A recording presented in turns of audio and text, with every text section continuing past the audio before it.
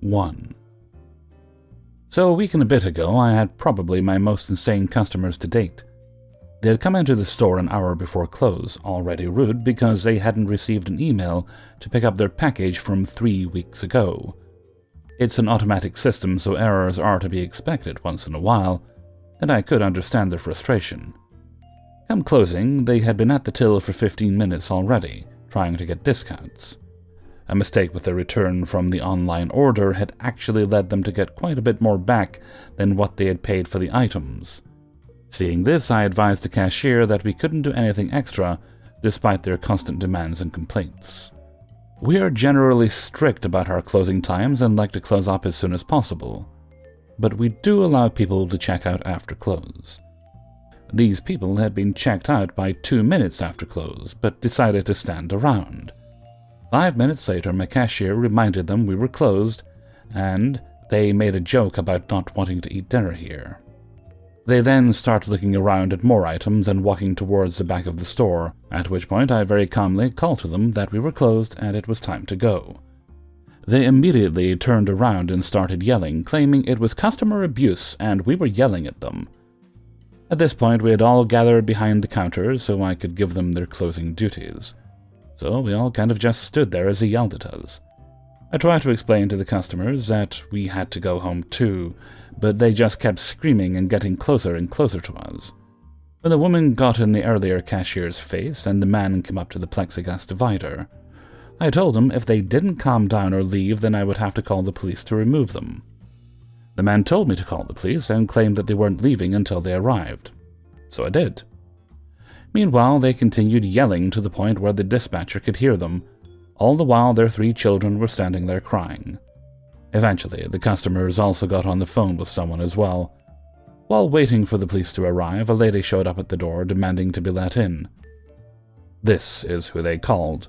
I told her I couldn't let her in, as we were closed, and the police were on the way to actually make sure that everyone would be on their way out.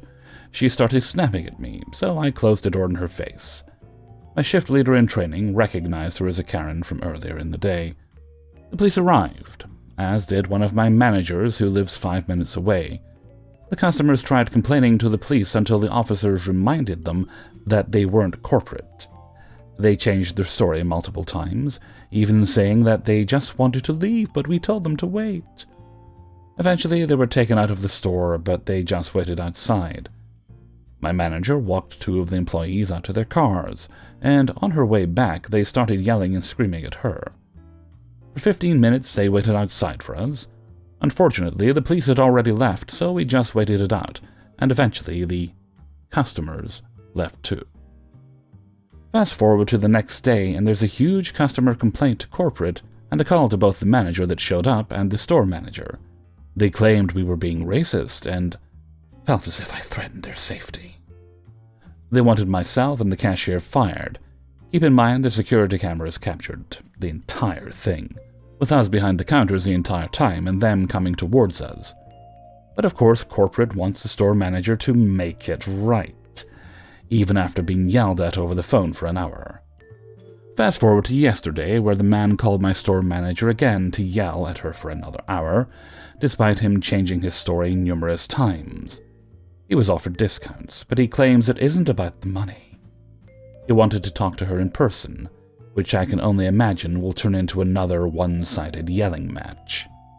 What are we even supposed to do about this? Hellfreezer's note: ban the fuckers. 2. So I have a long day at work and decide to stop by a package store and grab some sake on the way home. My uniform is bright orange, but I'm wearing a windbreaker with some anime design over it. I don't look like I work anywhere, let alone the store I'm in. I'm crouched in an aisle taking up about half of the walk space, while I read some labels, and this woman pushes her cart almost into me, loudly goes, "Excuse me," and looks at me expectantly, despite the fact that she had more than enough room to get past me. I stand up, step back, and mutter out an, "Oh, sorry." I'm pretty non-confrontational, and just looking to get my drink and go home. I don't really want to start an argument over something so petty. She loops at the end of the aisle, to the one behind me, which was empty by the way. She had no need to go in the aisle I was in to get there, and I quickly forget about her. A few minutes later, I've selected my bottle for the evening and turn to start heading towards the register. She lays her hand on my shoulder, and I kind of carefully recoil and duck, thinking I may be about to knock over a display or something, and she, ignoring my probably obvious confusion and discomfort, starts going off. "You know, your customer service is really awful, and I've been here for 5 minutes, and you haven't asked how you could help me." I skillfully respond with, what? "Tell me where your Dark Horse whiskey is." I respond with the ultimate rebuttal. "I don't work here." They start to complain, gesturing at the logo on my shirt, before realizing that it is in no way similar to the logo of the store we're in. And then they did something that shocked me. They took a step back and began apologizing. They told me they didn't mean to be rude earlier, and said they were sorry for bothering me. I wish I could say I gave them some witty comeback, but I think I just said no problem. And they quickly scuttled off to terrorize some worker. I was worth less to her as a person when she thought I was an employee. That kind of thinking baffles me. Like, she didn't consider inconveniencing me or my personal space until she knew that I wasn't obliged to be kind, regardless of her treatment. 3. For my job, I work as a regional sales manager for a pretty major consumer and industrial electronics manufacturer. And I specifically work with a lot of national retail channels, and I will do meetings with a lot of each retailer's leadership and directors in store to discuss product sales, supply chain projections, product marketing, and other various metrics. I also have in-store brand ambassadors who represent our product lineup specifically in Best Buy locations. For starters, when I go into stores, I generally wear dress clothes or something semi-formal with an identification lanyard and a book bag, just so I specifically don't get stopped a bunch of times by customers when I'm trying to complete my job. I usually don't mind helping people out in stores when I can, but I have to be pretty concise with my schedule, and I have limited time available to be in the field. On one of my most recent visits, I was meeting with one of my brand ambassadors to complete a performance assessment. When I was walking in, a middle-aged woman grabbed my shoulder. I cannot stand being touched, so great start, and immediately started asking me about some open-box television and what kind of deal I could work for her. I kindly informed her that I was a store visitor that worked with Best Buy leadership, but I didn't represent Best Buy in any way, and my brand doesn't sell TVs, so that wasn't my area of expertise. Her response was, "Oh well, you're here now, so I need you to tell me about it and figure out what we can do here." And then followed it up with the pretentiously uppity, "Also, I'm a realtor, so no funny sales tricks." Which was strike 2. After reluctantly dealing with her for about 15 minutes and finally getting her to make a purchasing decision, she begins to start questioning me as to why the display TVs look 10 times better in store than her TV does at home, and why that should be illegal marketing practices. Being fed up at this point, I told her that they use a flash drive of specifically optimized videos and have the TVs professionally calibrated. I also used an analogy relatable to her and said, "Think about it like this. As a realtor, you've sold a home that's absolutely fucking hideous. Let's face it. I'm sure when you've staged that home, you put a bunch of beautiful $5,000 couches, fancy love seats, and a mahogany coffee table in there to really sell the personality of the home. In reality, you just put lipstick on an ugly pig. It's the same thing with any kind of visual product marketing." She ended up apparently trying to file a complaint with the store and district manager, and they informed her they didn't have an employee named Seaweave 10, so they had no idea who they talked to.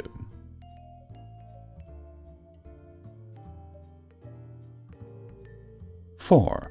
Back when I was fresh out of college, or, well, a fresh college dropout, I started at a now-defunct plus-size women's clothing store.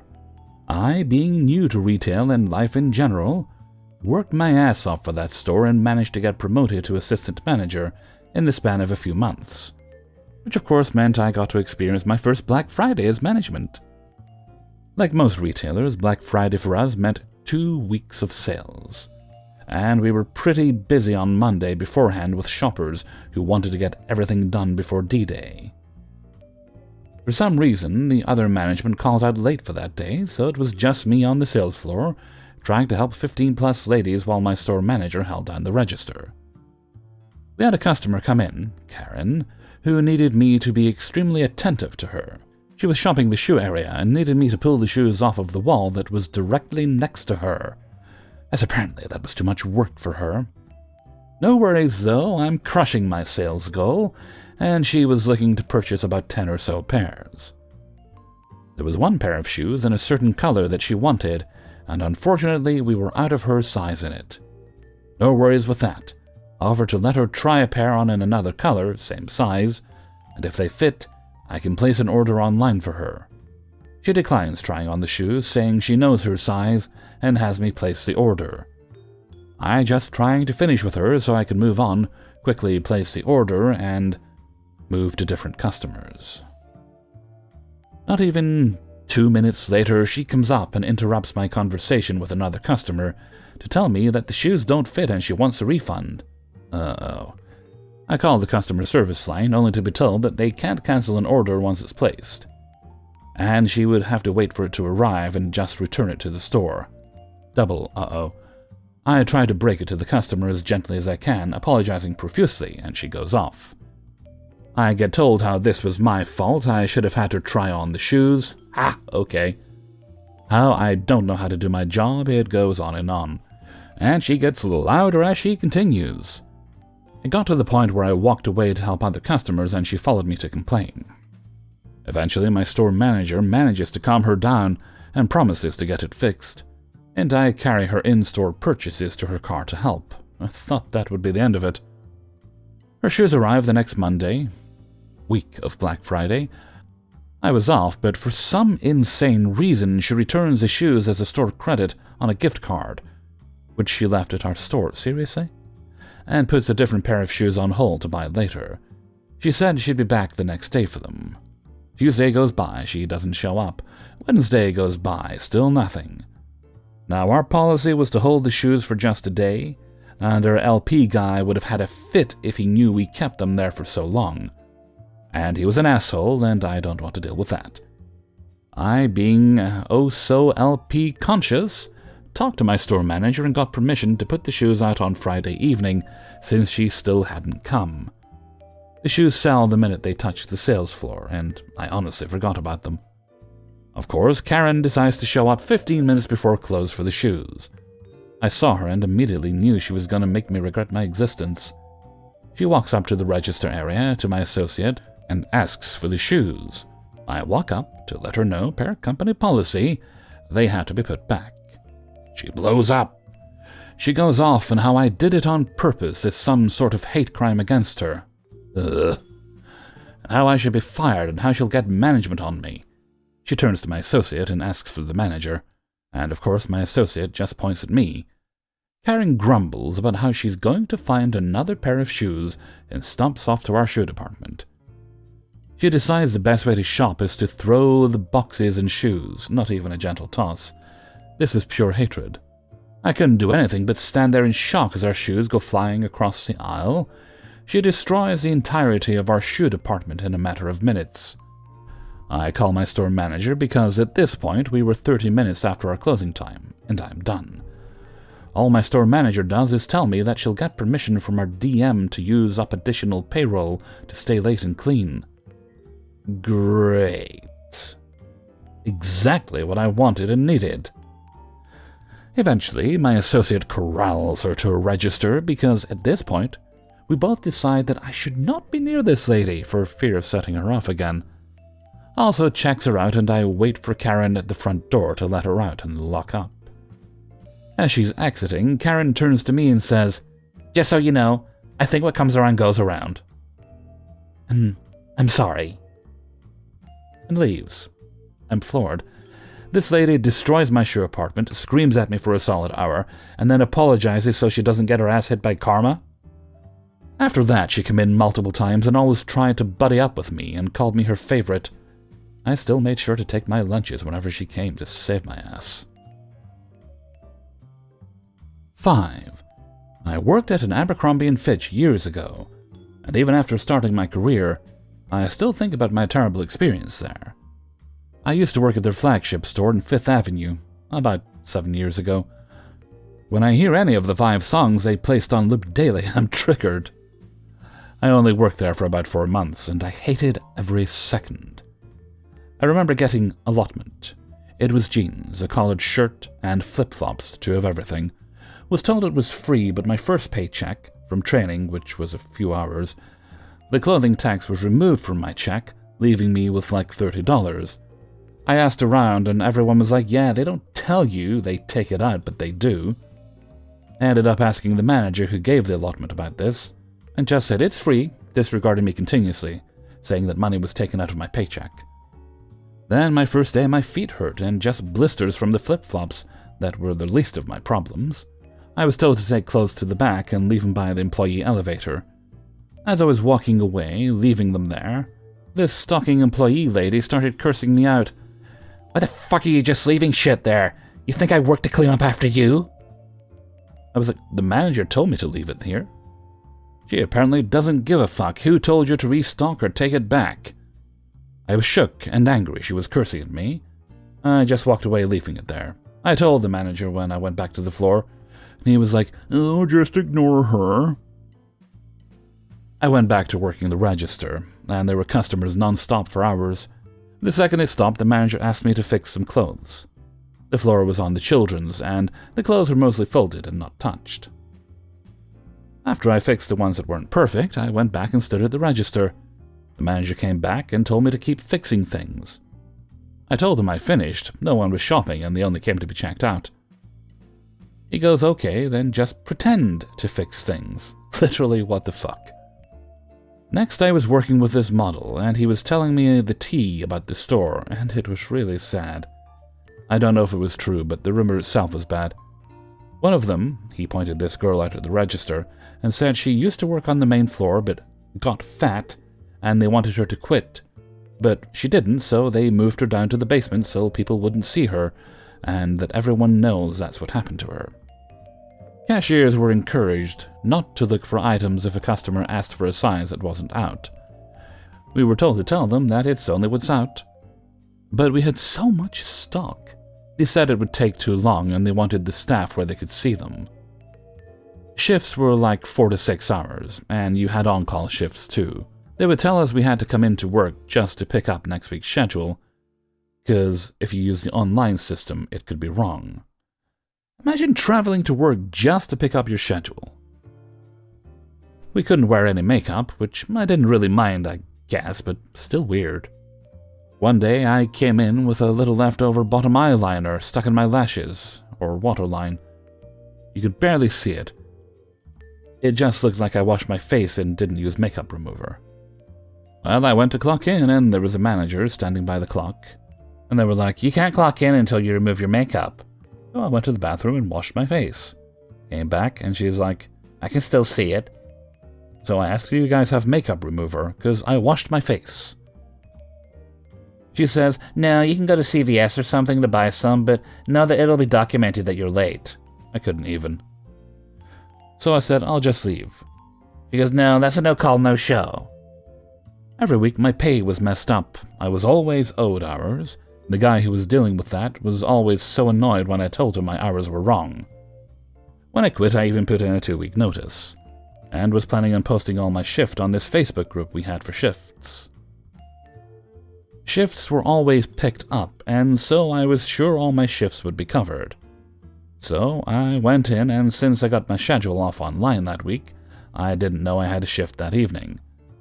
After putting in my 2 weeks, I was at the exit saying bye to the nice security guard I've seen on almost all my shifts. We were talking for a bit, and another manager comes up to me. You know you have work today? I didn't see that online, and he goes, that's why you're supposed to pick up your schedule in person every week. He had such an attitude and said condescendingly, well, whose responsibility is it to know when they work? I literally had enough. I don't care. I told him I just put in my 2 weeks. He goes, if you don't work, then I might just have you fired and not allow you to work the next 2 weeks. So I told him to go ahead. I posted all my shifts online to be picked up already. He sucked his teeth and told me to get out of the store. It was honestly crazy to me how everyone acted there. It's not like I was a bad worker or anything either. I'd never even met that manager who spoke to me like that as I was leaving. Most of my interactions were with different managers. Every time. There were so many people who worked there, so I never really got to know anyone. I still can't believe that was a type of work environment. I've worked in multiple other stores in Fifth Avenue, and they were nothing compared to this experience. I've even shopped in other Abercrombie & Fitches, and the vibe was very different. Hey everybody, Hellfreezer here, and thank you very much for listening to Adventures in Fast Food and Retail, episode 147.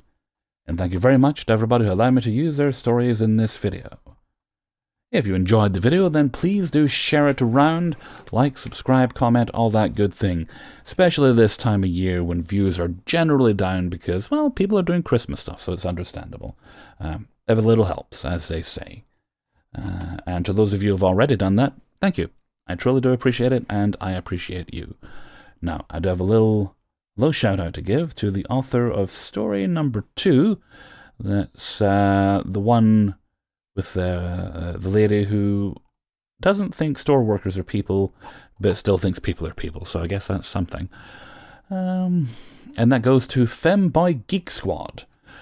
Femboy Geek Squad, thank you very much for allowing us to use your story. And for the record, that is not the most unusual name I've ever read out loud. Compared to some, it's almost puritanical. Okay, this is a day of the week. Monday it is, isn't it? Yes. Yes, it is. So, get a little muddled around this time of year, with the days of the week. Hard to keep track of. Right, I did take an extra day off yesterday just to kind of wiggle my toes and relax. Watched a couple of films. So I'm all caught up with the Chucky films. Haven't seen the TV show yet. I'll need to find somewhere I can watch that legally. But yeah, watched all the films, so that's all good. Although one thing did kind of annoy me, I noticed in the last film, or was it the one before that? It's somewhere in the last 2 films, the voice of the doll, like the actual, "Hi, I'm Chucky, wanna play?" That voice changed, not the Charles Lee Ray voice, that's been quite consistent, but it was different. And that's something I noticed. It was odd. I don't know why they changed it. I don't think it was a rights issue, surely, because it'd been the same in every other film, but there we go. Or maybe it was a rights issue. I should look into it. That would be a worthwhile use of my time. Indeed. Okay, I'm going to head off now, do my bestest to get this video up at a semi-reasonable time. Still working on getting all the videos up at a reasonable time. Hopefully, I'll get on that in January. Doing better than it was. Health isn't 100% right now, but better. Better than it was. Which makes it easier to work, so yay! Alrighty, as I said, I'm going to head off for now, so until next time, thank you very much for listening, and take very good care of yourself.